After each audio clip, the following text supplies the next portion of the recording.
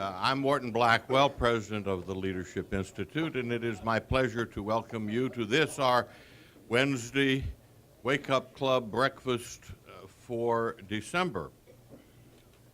We live in interesting times, and you can spot it in the newspapers every day.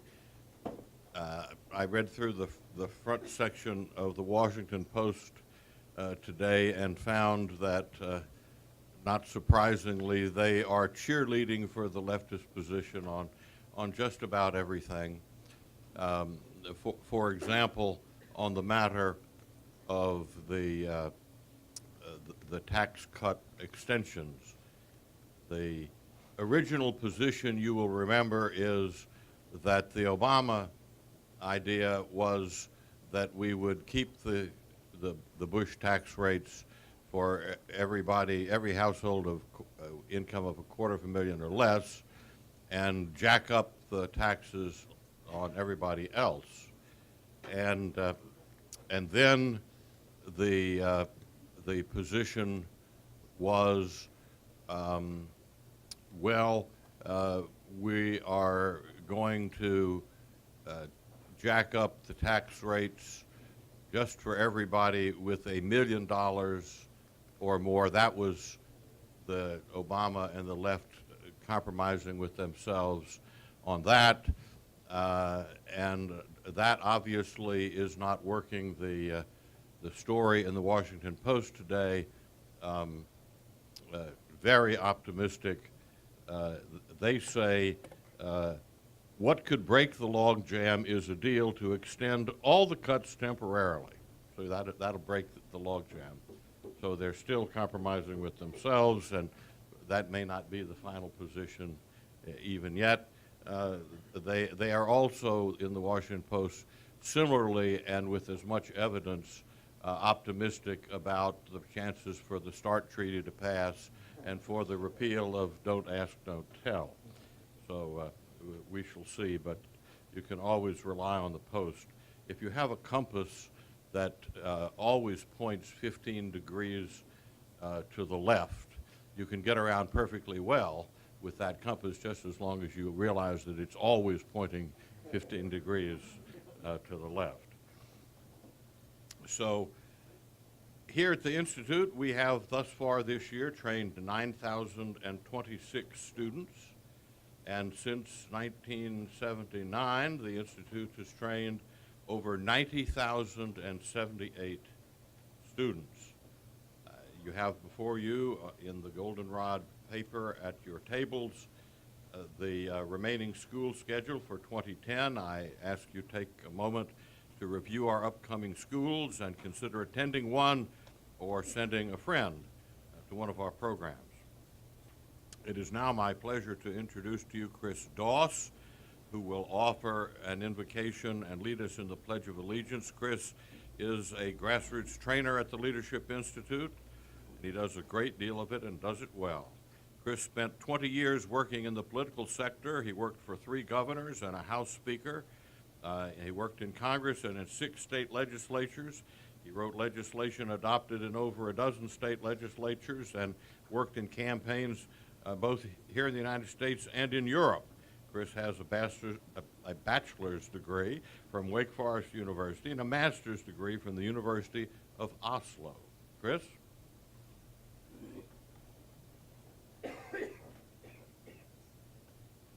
Thank you, Morton.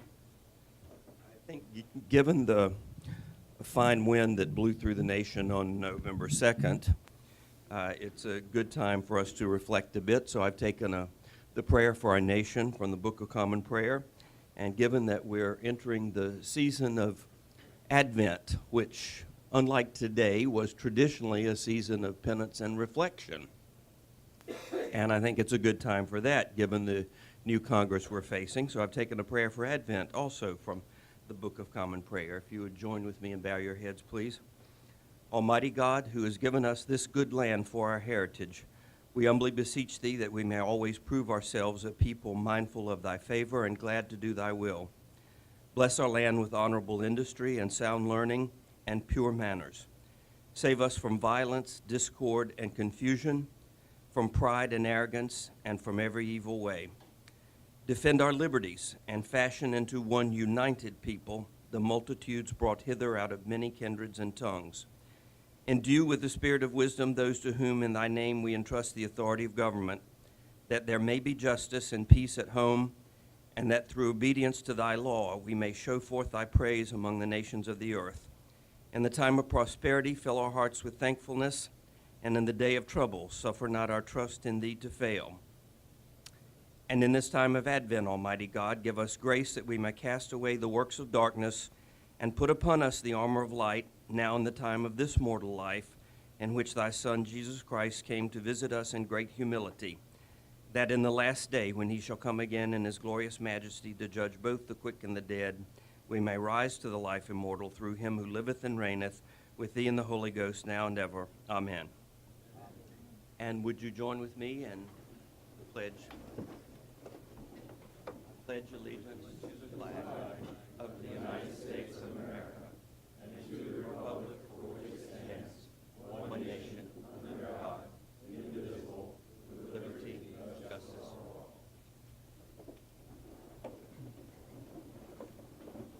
Thank you very much, Chris. Good job.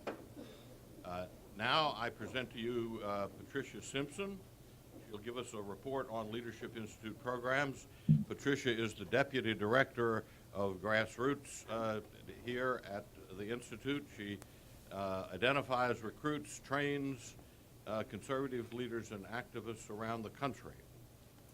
She was previously the Purchasing and Travel Control Manager for the Mitt Romney presidential campaign, and also coordinated grassroots ground operations during the Iowa straw poll, the Iowa caucus, and the New Hampshire primary.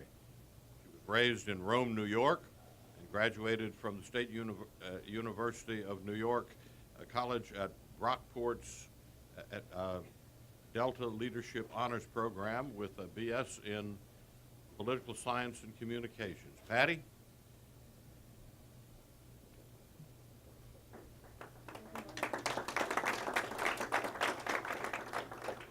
It's good to be back, Morton. I am going to talk to you a little bit about the successes that Leadership Institute graduates have had this fall running for office. Leadership Institute has had a long history of training future office holders, including governors, United States congressmen, excuse me, and United States senators. This year, over 300 LI graduates ran for public office, from the Recorder of Deeds in a small county in Missouri to United States Senate in Delaware.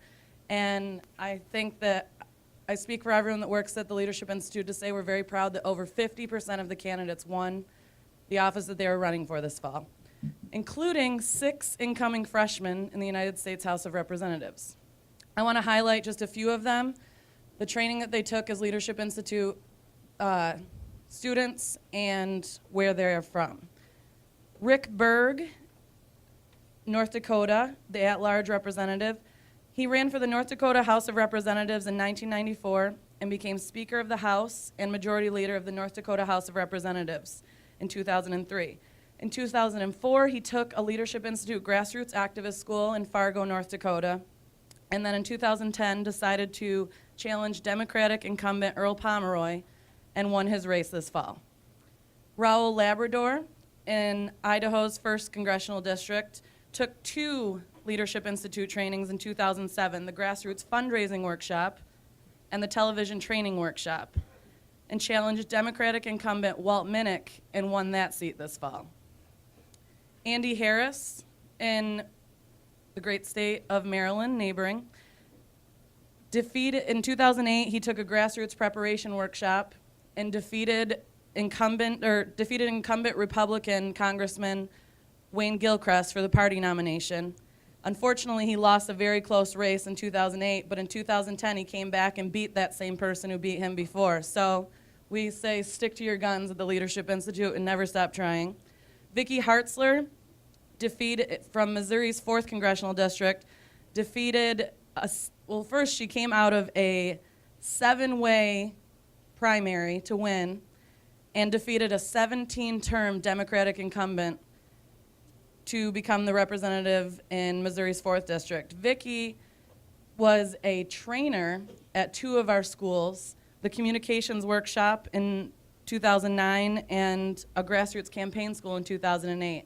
So we have someone who has taught everyone else that finally went on and ran for office and won. And finally, Dave Schweiker, who came out of Arizona's 5th Congressional District. That was also a very highly contested primary. In 2006, he took a grassroots preparation workshop. And in 2009, he put together and attended a campaign school in Arizona, which I had the pleasure and opportunity to coordinate and teach at. And we had close to 200 people at that training. And it was one of the largest trainings I've ever personally been a part of. And Dave went on to win and defeat Harry Mitchell, who is another Democratic incumbent. So the Leadership Institute has a very, very rich, long, proud history. I'm proud to say that I work for the Leadership Institute and that I hope to continue to help good, solid, conservative candidates win office and change the public policy process. Thanks.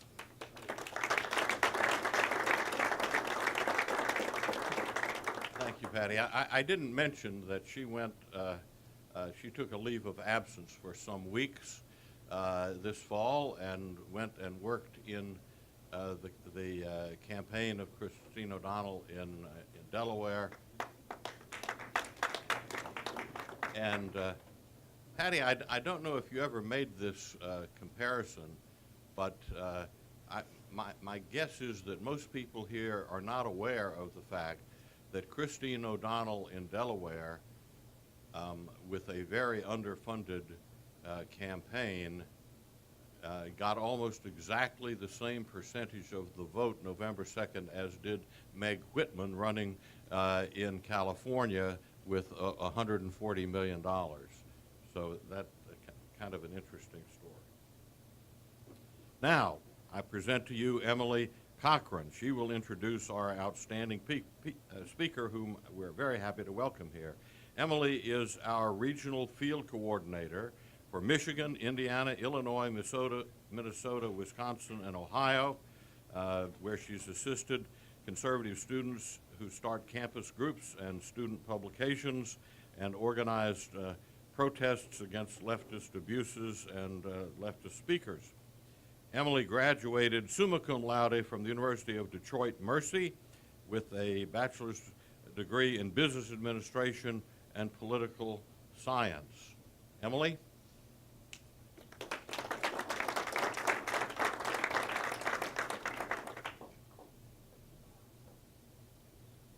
Morton. This morning's featured speaker is Mr. Matt Kibbe, President and CEO of FreedomWorks, an organization with a reputation for making good policy, good politics. Before joining FreedomWorks, Mr. Kibbe served as Chief of Staff and House Budget Committee Associate for U.S. Representative Dan Miller of Florida, Director of Federal Budget Policy for the U.S. Chamber of Commerce, Senior Economist for the Republican National Committee, and Managing Editor of Market Process, an academic economics journal published by the Center for the Study of Market Processes at George Mason University. Mr. Kibbe started his professional career at Citizens for a Sound Economy, serving as a policy analyst in the mid-1980s. Matt did graduate work in the economics department at George Mason University and received his bachelor's in economics from Grove City College. Mr. Kibbe has written extensively on economics, public policy, and politics. His writings have appeared in outlets such as USA Today, The Wall Street Journal, Town Hall, Red State, American Spectator, The Washington Times, and Reason Magazine. Today, under Mr. Kibbe's leadership, FreedomWorks fights for lower taxes, less government, and more freedom, using an impressive network of hundreds of thousands of volunteers, including citizens, community leaders, cyber activists, and bloggers across the nation. Won't you please join me in welcoming Mr. Matt Kibbe?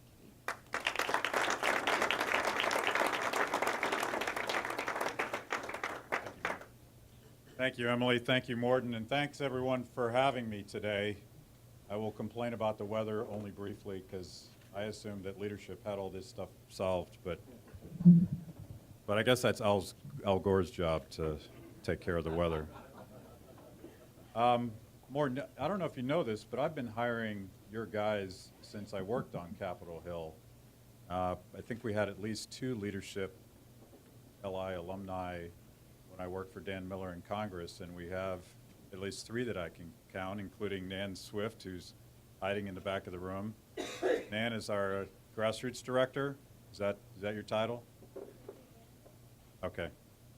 So we have 3 right now, and what we look for when we hire young people is obviously a commitment to our values, but also an ability to actually get something done. And it's difficult sometimes to find someone that's both philosophically committed but can actually hit the ground running.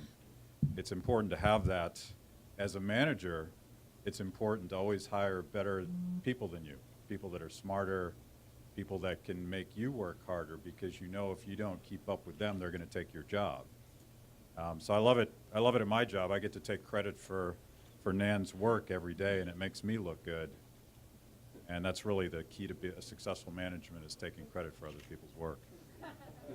I wanted to talk today about the Tea Party movement, where it came from, some of the misconceptions, both dishonest and honest, and most importantly, where are we today? What does this mean for the legislative session next year, and what can we expect from this movement? Dick Armey and I had the opportunity to write a book about the Tea Party movement that I think we wrote it in 5 weeks in the midst of the foment of 2009, when things were really exciting, but there was a lot of confusion, a lot of name calling, a lot of misunderstandings, even amongst our friends, about what this crazy, decentralized, disorganized, energetic grassroots movement was that the media would start calling the Tea Party.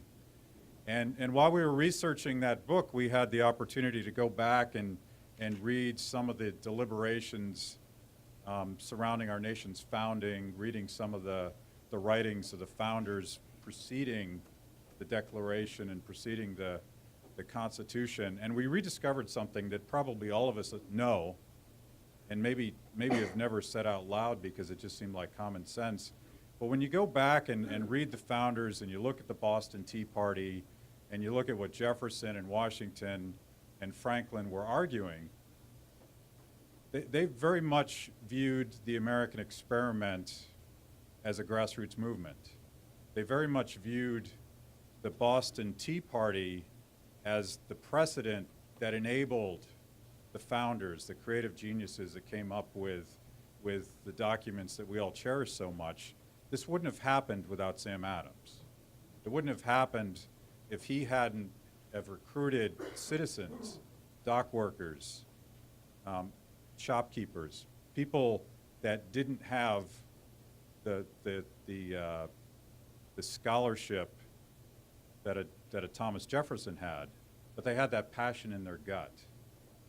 They believed in freedom. We like to say that there's something, there's almost a genetic gene splicing that goes on when someone is born an American or when someone emigrates to America.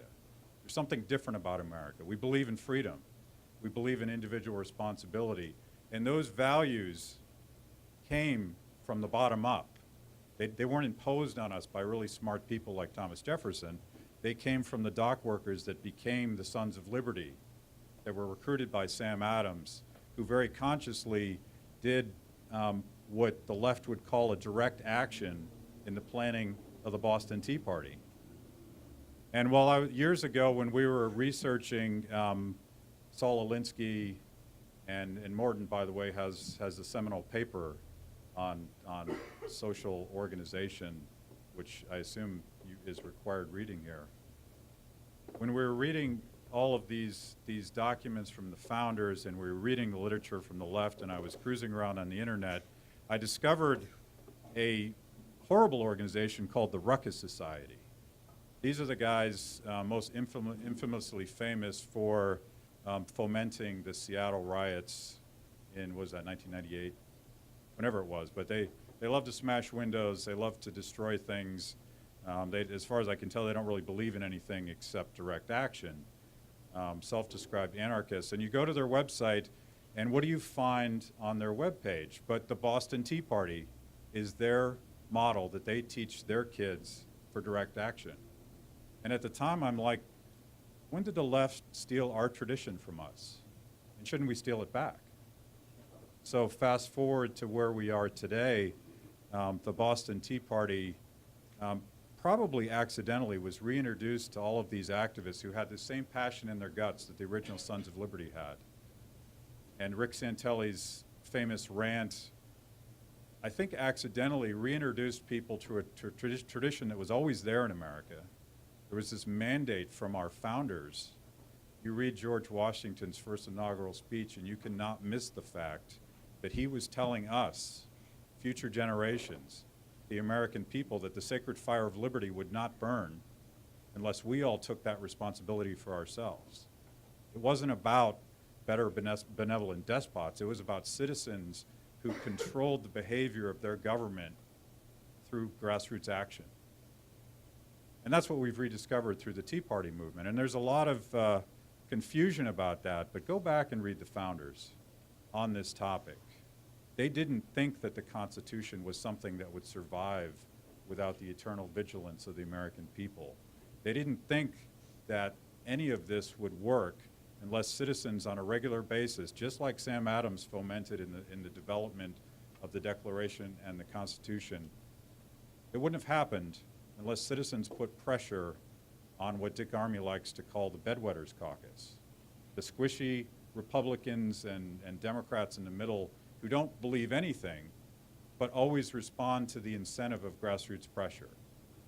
And at George Mason, we had a professor named James Buchanan who won a Nobel Prize in public choice theory, which again seems like common sense. If you're a common sense conservative, you understand this. But in academia, this was a radical notion, the idea that when you leave private life and take public office or go to work for a federal agency, you don't leave your self-interest at the door. It's such a radical concept because virtually every public policy we pursue today is based on the naive assumption that somehow when you take the oath of office, somehow when you become the head of an agency, you magically start acting in everybody else's best interest instead of your own. Well, we know it doesn't work that way. Apply that to politics, apply that to the grassroots movement we call the Tea Party, and you know that politicians respond to incentives. It's not enough to write a really eloquent 40-page white paper. It's not enough to have the best ideas. It's not enough to remind them that they took an oath to the Constitution, because that's not what they respond to. They respond to grassroots. They respond to the pressure of citizens that they know might vote in their district, and oh, by the way, they might bring all their neighbors with them. Well, I don't think they're doubting that anymore today, particularly if you happen to be one of the 80-plus Democrats that lost. I guess it was it's about 70 that were replaced by Republicans, and up to 80 total Republicans in the House that came. So this is the tradition that I think the Tea Party rediscovered. You can imagine, I'll butcher this quote, but I love it. Gandhi famously said about grassroots movements, first they ignore you, then they make fun of you, then they attack you, and then you win. Does that sound like the evolution of the Tea Party? In March of 2009, about the time that these activists were starting to self-organize, were starting to realize that something was fundamentally wrong in Washington, D.C. It started with frustration with Bush policies, came to a boil over the bailout of Wall Street, and really exploded when a president who had ran on fiscal responsibility and transparency within days of taking office proceeded to impose the least transparent, least fiscally responsible policy that was conceivable at the time. And one of the first criticisms of the Tea Party movement, well, this is just a partisan front for Republicans who don't like a Democratic president. And of course that wasn't true, but it was better than the alternative, being that these were real citizens with real concerns. So you started seeing all of these mythologies about the Tea Party. The first, of course, was that they weren't real at all. These were phony activists that had been instigated by these evil Washington, D.C. groups like Freedom Works, like Americans for Prosperity, like Leadership Institute, that somehow we were all sitting behind the scenes manipulating people unknowingly to do this. And then reporters finally got out and started talking to these folks. And at that point, they weren't, you couldn't deny that these folks were real. You couldn't deny that no one told them to do what they were doing. They were doing it because they decided to do it. And then the criticisms got darker. They weren't ignoring us anymore. They weren't calling us fake anymore, but they called us other things. And these were politically motivated attacks. The most awful being that we were all racist, homophobes. I mean, you fill in the blank. If it's awful, you were it. If you were in the field being a Tea Partier, and this is just politics. I mean, everybody knows that if you're losing the debate, if you change the conversation. So it started with Janine Garofalo, but pretty soon Jimmy Carter was repeating this. And you saw this again and again and again. A couple crazy bloggers from Playboy.com came up with the phony thing, and all of a sudden it was on the front page of the New York Times. Janine Garofalo, who has no credibility with anybody, suddenly was picked up by a former president, Jimmy Carter. And you saw these various attacks floated. Nancy Pelosi called us Nazis, very subtly. She didn't call us Nazis. She just said that we were running around waving swastikas around. I guess that's different. I don't know. And all these attacks kept coming and coming and coming. And you notice that every time that someone with no credibility called us names, the size of the crowd doubled. And it was the best recruitment device we had. So by the time September 12, 2009 came around, they were calling us every name in the book. And lo and behold, 1 million people showed up to prove, 1, that they were real, 2, that they weren't racist, and 3, that their concerns were at the very center of American politics, the very center of American values, and that it wasn't just Republicans, it wasn't just independents, it was Democrats too. Democrats having buyer's remorse as though like that, I didn't buy in for this. Something really interesting is going on. So there's all these attacks that were politically motivated, but to this day, the fundamental nature of the Tea Party confounds the left for a very fundamental reason. They don't get freedom. They don't understand what Frederick Hayek talked about when he described the market process as a spontaneous order, where millions of individuals with their own personal knowledge of time and place come together through the market process and through voluntary interaction, where people come together on a volunteer basis and produce value that somehow out of this process that is not directed by any single mind, it's not directed by any czar, somehow out of this process you get this massive value we know as the free market economy. Well, I just described the Tea Party movement as well. Millions of people all over America with personal knowledge of their communities, of what issues matter to folks in their communities, to who wants to be active, which of their neighbors want to get involved. This is where the Tea Party came from. And surely the left, if the left acknowledged that this was true, they might have to abandon their entire paradigm. These are guys that require a czar for virtually every solution to any conceived public policy problem. There's a czar for health care. There's a czar, I always wonder if when President Obama gets up in the morning, he actually thinks, I need a bread czar in order to make a sandwich. Because it couldn't possibly be the case that bread would show up on the shelf because the market knew that there was a demand. It had to be planned by some precinct captain somewhere to rationally allocate the proper number of loaves across all sectors of the economy. This is how they think about things. So how is it possible that 1 million people would show up in one place at one time without any central direction from any organization? Nobody paid them to come. Nobody paid for their bus tickets. Nobody paid for their hotels. Nobody told them what to say when they took the stage. was freedom. It was freedom and a voluntary coordination amongst all these people that had this value, this American value in their gut, and decided once and for all that they were going to show up and take Washington back from the political establishment. And that of course, is exactly what they've done.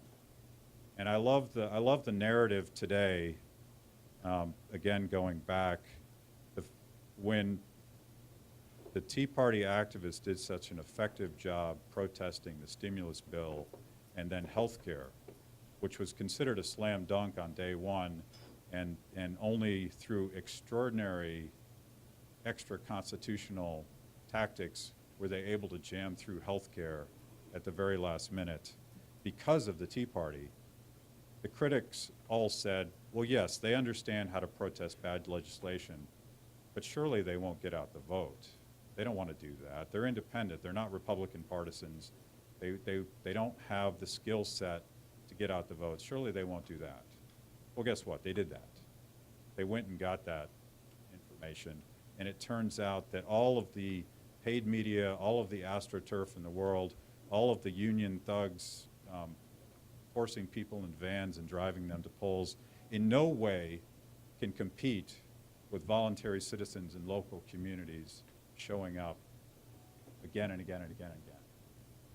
And if you want to understand how it is that Republicans picked up 70 seats in the House and 6 seats in the Senate, understand that this grassroots movement is very much revolutionizing the way we do politics in America. It's decentralized the system in a way that I don't think we're not going to go back to the way it was before. And today, by the way, we're hosting, FreedomWorks is working with the Conservative Caucus at the Republican National Committee to interview potential candidates for the head of the Republican National Committee. And we all have our criticisms of Michael Steele, but I would argue that moving forward, the Republican Party matters less and less as we think about how politics is going to happen. The Democratic Party matters less and less because there is this decentralization of information, there's this decentralization of political power that has been fueled by freedom, but the number one tool is the internet. You no longer need 2 political parties or 3 TV networks to tell you what to think or what to do. You can go online in real time and download the Pelosi health care bill, and you and 10,000 of your best unknown friends can tear that bill apart, parse it, post your analysis online, and within 2 days you have a better analysis of what that bill actually says than could be produced by the committee that wrote the bill. That's the power of decentralization. Apply that same logic to politics, and we can get out the vote because we have what Howard Dean used to brag about. We have a 50-state strategy. Every community in America has something approximating a Tea Party. Now, they don't all call themselves Tea Parties, and we've sort of gotten sloppy in accepting the phrase Tea Party for something that's far more diverse than one brand. In Colorado, they call them liberty groups, and there's patriot groups, and there's conservative clubs, and there's Constitution clubs, and there's Tea Parties. And they've all self-organized in a way they want to, but they share a set of values and they share a commitment to act. And that's where the power comes from. So we have this 50-state strategy, and that allowed Republicans that reflected those values to win in House seats that they probably shouldn't have won in. They beat their opponents on the ground. They didn't beat them with paid media. They didn't beat them with expensive political consultants. They beat them because citizens in those districts worked harder than the establishment could possibly do. So you look at the results of the election, and it's really quite remarkable. We have, and some of this I'll steal from Dick Armey, who was certainly there in 1994 fomenting the last Republican Revolution. He was the primary author of the Contract with America. And I was a Hill staffer at the time, so I got to see this a little bit from the back benches. This incoming freshman class is bigger, it's more cohesive, based on a philosophical commitment to basic principles. Not virtually all of them, most of them signed on to something called the Contract from America, which was a bottom-up, spontaneous Tea Party document created by this young guy from Texas, Ryan Hecker, solicited hundreds of thousands of ideas online, put it to a vote, came up with 10. The idea being that the Republicans didn't have the credibility to offer another contract with America, but surely they might accept one from the American people. Well, most of these incoming freshmen have signed on to this. So you have a very clear roadmap of what needs to happen. Number 9, by the way, was ban earmarks. And despite what happened in the Senate yesterday, that's going to happen. The fact that Mitch McConnell embraced that, and a side prediction, by the way, that if you're an incumbent Republican in a competitive state like, say, Indiana, and you voted for protecting earmarks, that could be your TARP vote of 2010. That'll not be acceptable to the citizens in your state who believe that earmarks are the gateway drug to a culture of spending. Repeal and replace Obamacare, rein in federal spending, stop cap and trade. These are all the common sense fiscal issues that emerged in the Contract from America that all these freshmen have signed on to. And by the way, a recent Frank Luntz poll that we did shows that there's virtual unity among Tea Partiers that these are the right priorities. There's huge Republican majorities that these are the right priorities. There's huge independent majorities that these are the right priorities. And there's a surprising number of Democrats that believe that these are the priorities as well. So this isn't some radical fringe agenda. This is at the very center of American politics today. And to the extent that Republicans take this opportunity to drive this agenda, this is something that we can accomplish that will make a difference in the lives of our children and grandchildren. Again, stealing from Dick Armey, think about the power that such a unified bloc of votes in the House has over not just the Republican caucus, but the entire conversation on the House floor. You have various teams of people that are already developing to go after appropriations bills, to go after various legislative tactics on the House floor that you can only do as a cohesive bloc of legislators. Because a committee chairman can always run you down if you're one guy. If you're 10 guys, you can always run the committee chairman down. This is something that Dick Armey is teaching some of these young folks. In the Senate, it's probably even a more radical result. You have 12 signers of the Contract from America, the first being Mike Lee, the next senator from Utah, a constitutional lawyer, took out Robert Bennett, who is considered senator for life, author, by the way, of the individual mandate bill with Ron Wyden that became the basis for Obamacare, true blue appropriator, defender of earmarks. As he was losing on the floor of the Utah caucus, the activists who had been replaced by Tea Partiers were chanting TARP, TARP, TARP. So there wasn't any ambiguity about the message about why he was being replaced with younger, more innovative, more courageous folks. Mike Lee, Marco Rubio, Pat Toomey. You could just go down the list of who these 12 senators are. In 1995, when we were trying to pass the Contract with America, who did we have? We had Phil Gramm. And after that, it started to get a little difficult to list who in the Senate was actually on board with reining in spending. Now you might see what Trent Lott so indelicately calls the Jim DeMint Republicans. You might see them defining what the debate is on the Senate floor, even though Republicans don't control the majority. So you have a much more cohesive, conservative, committed, activist caucus in the Senate than we've ever had before. And the Tea Party did that. No doubt about it, no dispute about that. So you have these, what Dick Armey would call the inside game. You have this amazing group of legislators committed to a set of principles, showing an ability and a skill set that exceeds what we saw in 1995 with the incoming freshmen. And you have a community of people on the outside, the Tea Party, that not only got them elected, developed their agenda from the ground up, that they ran on, and are now committed to making sure that when legislators stick their neck out on spending, you have a constituency back home that will defend you. We didn't have that in 1995. You have a constituency in the neighboring state who's willing to push Senator X to join you in that fight, even though Senator X doesn't really want to join you in that fight. You have an ability, when you get to the Senate floor, to talk to Tea Partiers in Maine who might convince their 2 senators to join you in that fight.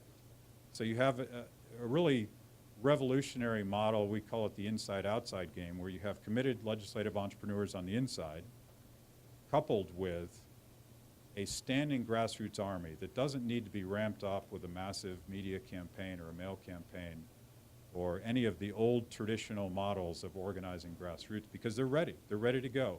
They're connected online, and they're creating communities right now based on issues, based on strategic positioning, based on where the votes are going to be, based on who the committee chairmen are, all of the various things that we all think about when we try to pass a bill.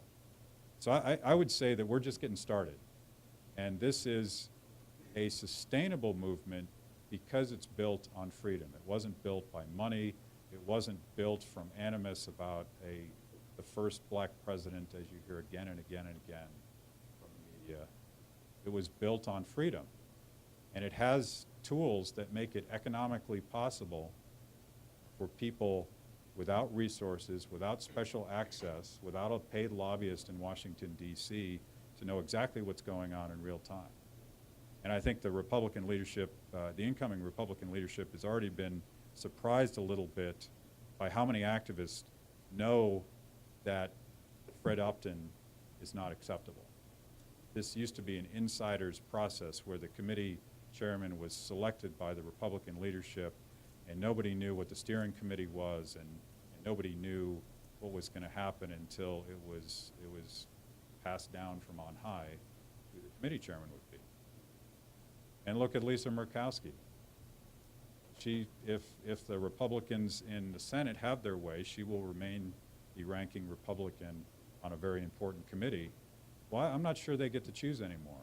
We'll see. Well, this will be a test for the Republicans. But I'll end on this: if it's acceptable for Lisa Murkowski or Charlie Crist to lose their Republican primary and then go third party, surely it's acceptable for the Tea Party to do the same. And that was the big criticism of the Tea Party from day one, is, oh, they're going to go third party, they're going to split the vote, and the liberals are going to win. Well, the Tea Party didn't do that. Establishment Republicans did it again and again and again.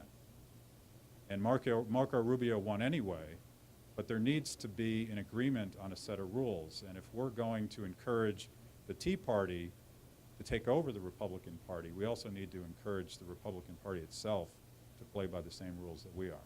Thank you.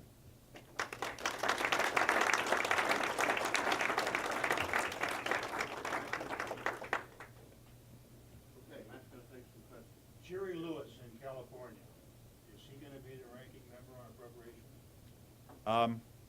There is a serious effort you have to go pretty deep in the lineup of the Appropriations Committee to find someone better than Jerry Lewis. It looks to me like Jack Kingston is significantly better than the first 2 or 3 guys in that list. And all of them, by the way, including Jerry Lewis, have preemptively said, we will put Jeff Flake on the committee, which is a huge victory for us regardless of who the chairman is. I would remind Republicans that in 1995, that the leadership made the essential decision to skip over the next in line on Budget Committee and put John Kasich as the chairman. And that was where the energy for budget cutting came from in the 1995 Republican majority, and it was the appropriators that unraveled it. So finding the right person that's not perfect, but better at the margin, I think is essential. On a similar basis, I believe that you had Les Aspin, who was the third in seniority in the House Armed Services Committee, who was over both Bennett and someone else from Illinois who was senior to him, and he got the chairmanship. So there is standards for people, being selected from below. Yeah, and I don't think we're going to win all these fights, but we'll win a couple. and that'll be an important change. Yes, two questions. One, do you think the population Of activists, as you might define them, participants in the organizations you mentioned earlier, is still growing? And secondly, about your channels into Capitol Hill, House and Senate, and getting your message in through your organization and others. Do you think those channels are open and the message is getting in?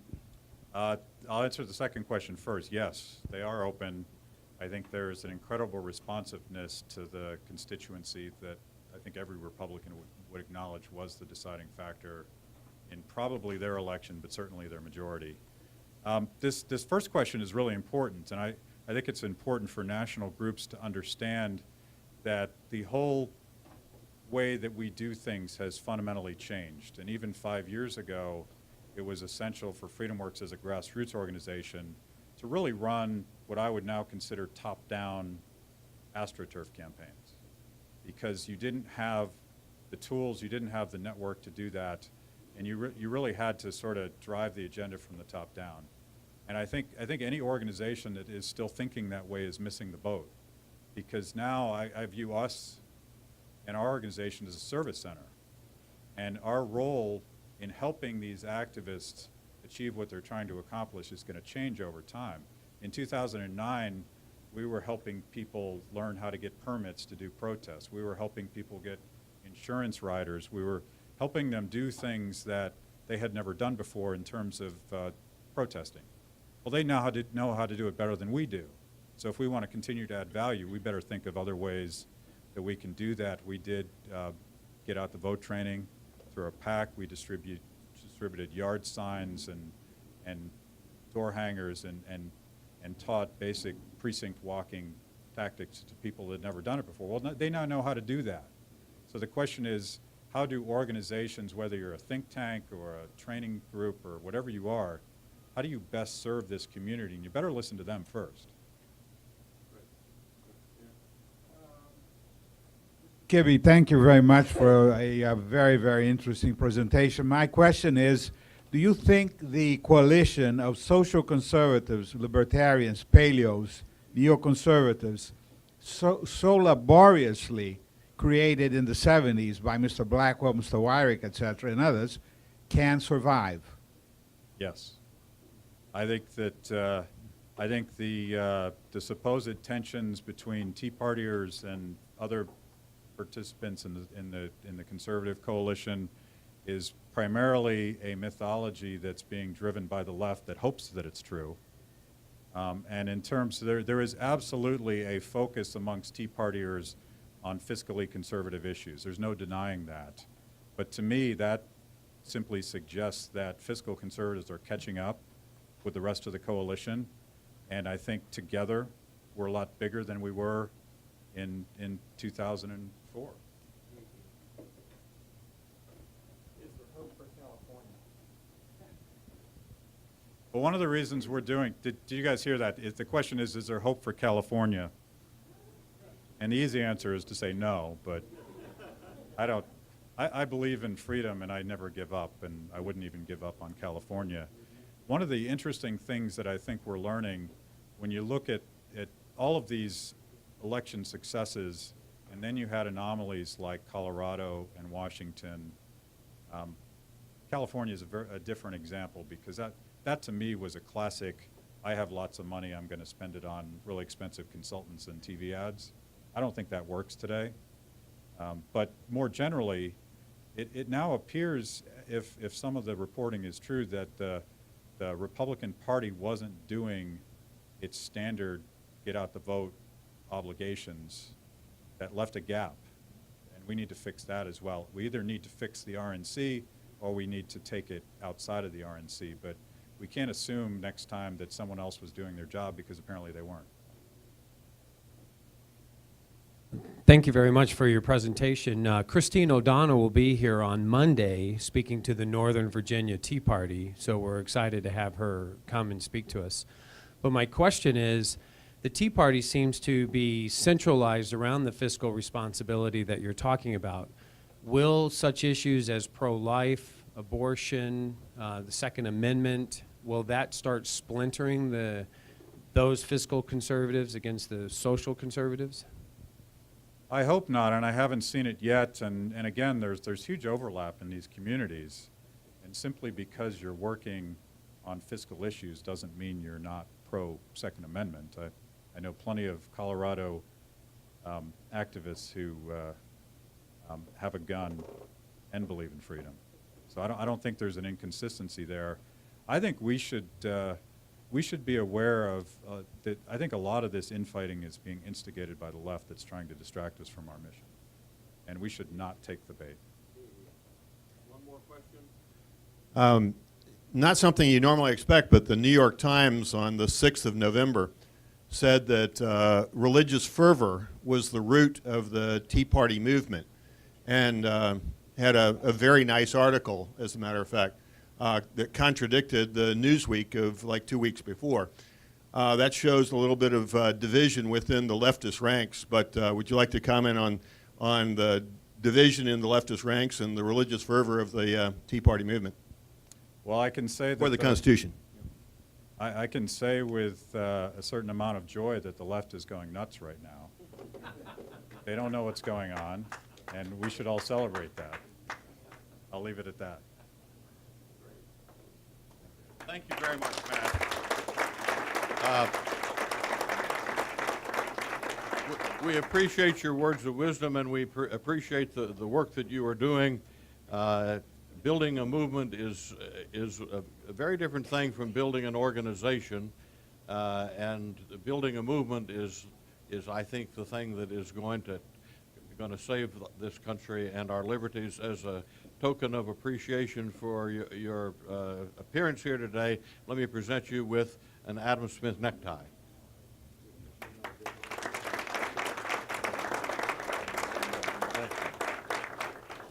I invite you to join us on Wednesday, January 5th, for our next Wednesday Wake Up Club breakfast.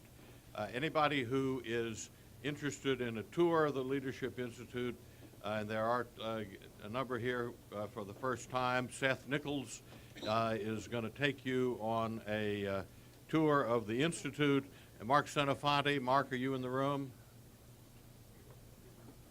He's around somewhere. Seth will help you.